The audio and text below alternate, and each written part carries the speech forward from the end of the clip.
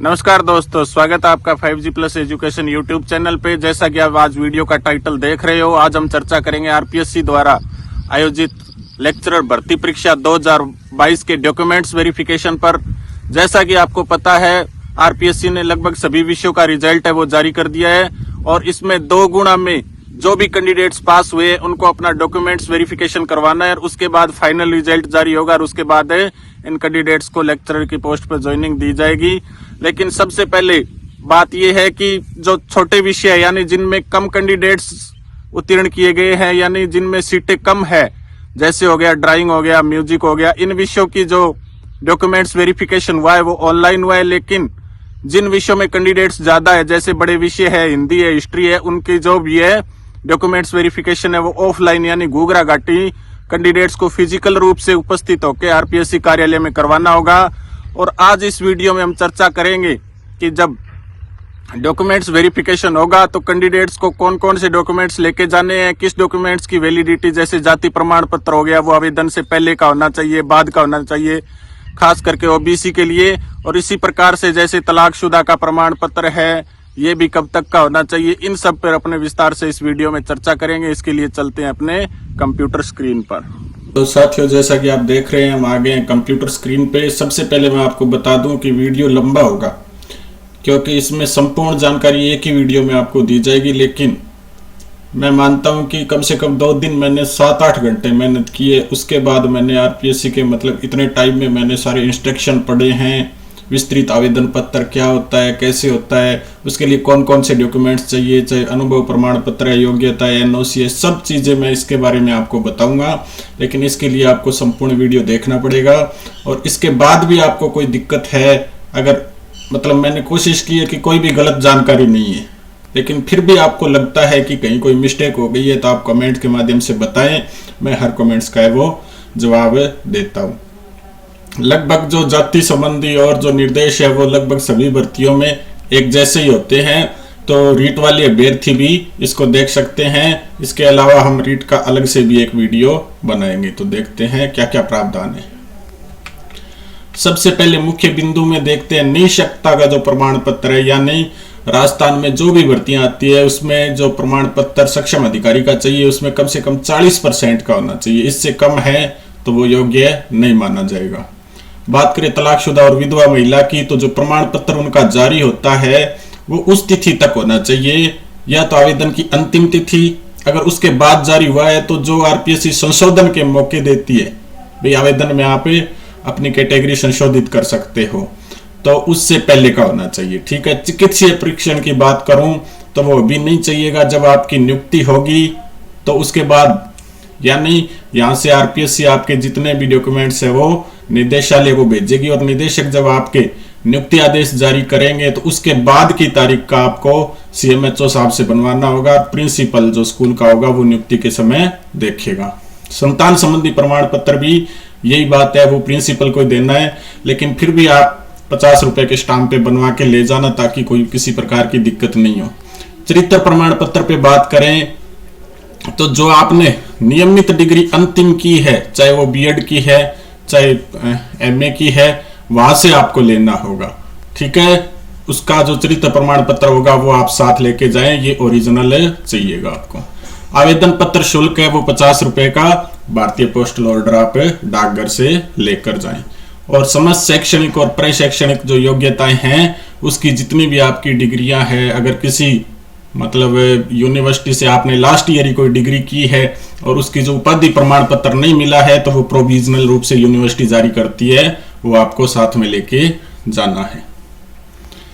अब बात करें योग्यता संबंधी प्रमाण पत्र, इसमें आपको मैं बता दूं कि जो बच्चे यानी जो कैंडिडेट्स बीएड या एमए या किसी योग्यता जो भी है, एमए बीएड मांगते हैं लेक्चरर में, तो इन दोनों में से सेकेंड ईयर में की परीक्षा में शामिल हो रहा है या हो रहा था उस समय जब फॉर्म भरे थे, तो उनको एक प्रपत्र 3 होता है, उसमें प्रमाणित करके देना है।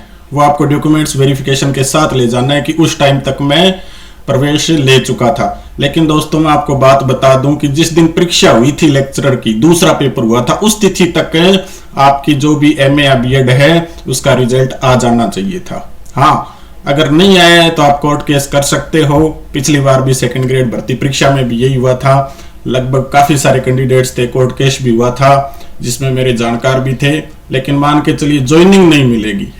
यहाँ तक कि वकील ने पैसे वैसे लेके फैसला भी करवा दिया, काउंसलिंग भी हो गई, लेकिन ज्वाइनिंग आदेश जारी नहीं हुआ और उनकी नियुक्ति नहीं हुई। अगले टॉपिक पे बात करें जाति प्रमाण पत्र। तो सबसे विवादित विषय रहता है, कोई कहता है नया चाहिए, कोई कहता है पुराना चाहिए, आवेदन की तिथि का पहले से चाहिए।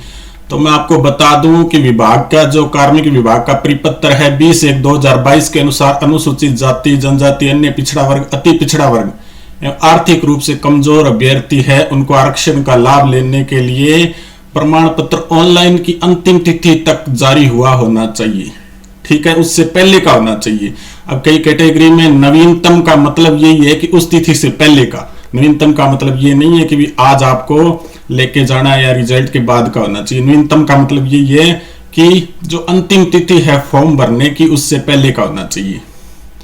अब एक बात और है, मैं आपको बता दूं कि जो जाति अलग मतलब राजस्थान से बाहर के कैंडिडेट हैं वो सिर्फ विशेष योग्य जन है, उन्हीं को आरक्षण का लाभ मिलेगा। बाकी अगर वो राजस्थान के मूल निवासी नहीं है तो उनको आरक्षण का लाभ बिल्कुल नहीं मिलेगा, उन्हें सामान्य वर्ग में शामिल किया जाएगा। और विशेष योग्य जन दिव्यांग है उनको लाभ मिलेगा, कहीं दिक्कत नहीं है। तो आपको मूल निवास भी साथ लेके जाना है। इसके बाद 3 नंबर पे आती है विवाहित महिला अभ्यर्थी पिता के नाम से जारी प्रमाण पत्र होगा, यानी आपका प्रमाण पत्र जो होगा जाति प्रमाण पत्र, उसमें अगर आपके पति का नाम लगा हुआ है तो आपको आरक्षण का नाम लाभ है वो नहीं मिलेगा। आपके पिता का नाम से होना चाहिए, उनका यानी स्पष्ट लिखा हुआ है निर्देशों में कि पति के नाम, निवास स्थान या आय के आधार पर जारी प्रमाण पत्र है वो बिल्कुल भी मान्य नहीं किया जाएगा। जैसे किसी लड़की का नाम मान लीजिए शालू है तो शालू वाइफ ऑफ अगर लगा हुआ है तो वो प्रमाण पत्र बिल्कुल मान्य नहीं होगा, डॉटर ऑफ वाला ही होगा। अगर बात करें अन्य पिछड़ा वर्ग, इसमें सबसे दिक्कत यही रहती है कि भी कब का होना चाहिए। तो यहाँ नवीनतम लिखा हुआ है। नवीनतम का मतलब दोस्तों यही है कि जब आरपीएससी ने वो अंतिम तिथि घोषित की थी, यानी जब आपने फॉर्म भरने की अंतिम तिथि जो फिक्स थी उससे पहले जो आपने फॉर्म भरा था उससे पहले का नवीनतम होना चाहिए। नवीनतम के बारे में भी अपने अलग से चर्चा करेंगे। अन्य पिछड़ा वर्ग की जो विवाहित महिला है वही लागू होता है, यानी पिता के नाम के आधार पर प्रमाण पत्र जारी होना चाहिए। और आय का मतलब है कि अगर कोई भी अभ्यर्थी चाहे वो पुरुष है चाहे वो महिला है, ओबीसी में और अति पिछड़ा वर्ग में स्पष्ट रूप से मैं आपको बता देता हूं कि आपकी आय चाहे कितनी हो गई है, 10 लाख, 20 लाख, 50 लाख रुपए, वो कोई मान्य नहीं है। आपके पिता की आय है उसी के आधार पे जो प्रमाण पत्र होगा वही मान्य होगा। चाहे आप कितने भी कमा रहे हो, चाहे आपका कोई भी बिजनेस हो, उसका कोई लेना देना नहीं है। आपके पिता की आय है उसके आधार पे जारी प्रमाण पत्र होगा वही मान्य होगा।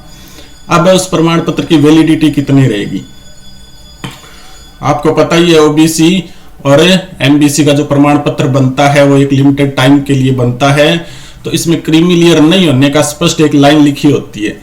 तो ऐसा उसमें लिखा होता है, तो एक बार क्रीमी लेयर में नहीं होने का प्रमाण पत्र जारी हो गया तो वो 1 साल तक काम में आएगा। अगर उसके बाद भी आपको लगता है कि आप उसको काम में लेना चाहते हो तो एक 50 रुपए का शपथ पत्र आप साथ ले जाना। लेकिन मैं आपको बताता हूं कि अगर आपका सिलेक्शन हो चुका है डॉक्यूमेंट्स वेरिफिकेशन के लिए तो आप नया ही बनवा लो, क्योंकि अभी समय भी है। अगर आप नहीं बनवा पाते हो तो शपथ पत्र ले जाओ, ऐसा आप 2 वर्ष तक कर सकते हो। अगले निर्देश पे चलते हैं। टीएसपी का एक मेरे वो उसमें रीत वाले में भी कमेंट्स आया था कि सर मेरा ज्यादा ये अभी नया है अंतिम तिथि का, तो मैंने इसके लिए खूब खोज खबर की, लेकिन ऐसा कहीं भी नहीं मिला कि भी अंतिम तिथि से पूर्व का होना चाहिए। सब जगह यही लिखा है कि टीएसपी का जो प्रमाण पत्र है कार्मिक विभाग की अधिसूचना 21/10/2019 के अनुसार अधिसूचना के पश्चात का जारी होना चाहिए, यानी इससे पहले का नहीं होना चाहिए। उसके बाद आर्थिक रूप से कमजोर जो वर्ग हैं उनके लिए जो प्रमाण पत्र है उसके साथ एक इनकम और एसेट्स सर्टिफिकेट भी प्रस्तुत करना होता है। ये भी अंतिम तिथि से फॉर्म भरने की जो अंतिम तिथि है उससे पूर्व का होना चाहिए। अब जो सेवारत कार्मिक है यानी जो पहले से ही सेवा में है उनके लिए मैं बता दूं कि एक तो अनुभव प्रमाण पत्र उसका कोई भी प्रारूप नहीं है। आप अगर आप स्कूल में या किसी भी विभाग में कार्यरत हैं तो उसके लेटर हेड पे एक अपने बाबूजी से, या हर विभाग ऑफिस में एक आदमी ऐसा होता है जो काफी अनुभवी होता है, उनसे एक सिंपल लैंग्वेज में जैसे लिखवा सकते हो भी सर्विस बुक के अनुसार इनकी नियुक्ति तिथि ये है, इनका जो सेवा काल है वो संतोषजनक रहा है, इस प्रकार से वो लिख देंगे, उसमें कोई दिक्कत नहीं है। और दूसरा है चिकित्सीय प्रमाण पत्र और चरित्र प्रमाण पत्र, जो सेवारत कार्मिक है इसके लिए उनको बिल्कुल आवश्यकता नहीं है। एनओसी अनापत्ति प्रमाण पत्र के लिए कमेंट्स आ रहे थे कि भी जो फॉर्म की अंतिम तिथि है उससे पहले का होना चाहिए, कि नहीं, कोई जरूरी नहीं है, चाहे आज आप अनापत्ति प्रमाण पत्र ले लो, वो भी उसके लिए भी आपको कोई मना नहीं करेगा, कोई दिक्कत कोई ऑब्जेक्शन नहीं है, लेकिन होना चाहिए। इसका अलग अलग है, जैसे ये ग्रेड 3 के लिए अपने डीओ एलिमेंट्री से जारी होता है, ग्रेड 2 टीचर के लिए ये जेडी साहब जारी करते हैं, और उसी प्रकार है ग्रेड 1 तो ये भर्ती परीक्षा है तो उसके लिए तो जरूरी नहीं है। तो दोस्तों इस प्रकार से हमने संपूर्ण निर्देश पढ़े। अगर आपको वीडियो पसंद आया तो जरूर आप लाइक करें, चैनल को सब्सक्राइब करें, और जिनका सिलेक्शन हो चुका है उनको शेयर भी करें। एक बार मैं पुनः इसको रिपीट कर देता हूं, आप स्क्रीनशॉट लेना चाहे तो ले सकते हैं।